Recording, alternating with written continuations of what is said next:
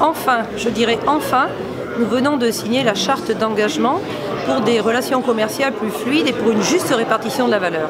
La FNSEA l'attendait vraiment, nous y avons beaucoup contribué.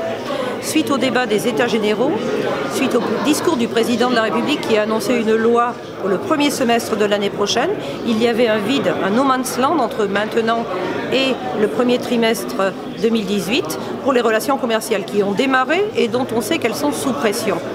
Nous voulions que l'ensemble des acteurs soient autour de la table, je dis bien l'ensemble. Certains ont traîné les pieds pour venir jusqu'au dernier moment, ont essayé de faire des amendements pour dénaturer la charte, mais tout le monde était là autour de la table, tous les distributeurs, tous les représentants des industriels et nous les représentants des producteurs. C'est important pour nous que cette charte puisse être signée, elle est un signe important, mais elle est une étape.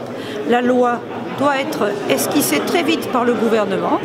Dès la fin des États généraux de l'alimentation annoncés pour le 14 et le 15 décembre, nous voulons savoir quelle sera la hauteur du seuil de revente à perte, quels seront les dispositifs pour encadrer les promotions, comment seront écrits les termes de la contractualisation de premier puis de second niveau.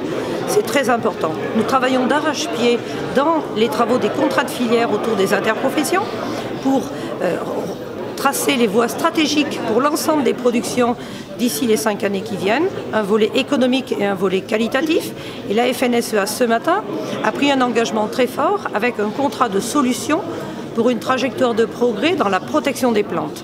Nous savons que sur le sujet des produits phytosanitaires, les agriculteurs sont attendus, mais ne peuvent pas apporter les réponses seuls.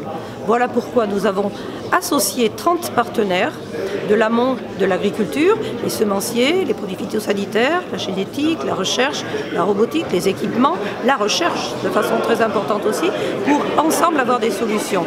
Donc nous sommes vraiment au travail sur ces sujets, volet économique, volet qualitatif, mais le ministère de l'Agriculture a mené les discussions d'arrache-pied, c'est signé aujourd'hui. Nous espérons que l'esprit des États généraux se traduira dans les boxes des négociations dès demain matin. Et ce qu'attendent les agriculteurs, c'est du concret, c'est-à-dire de meilleurs prix dans les cours de ferme le plus vite possible.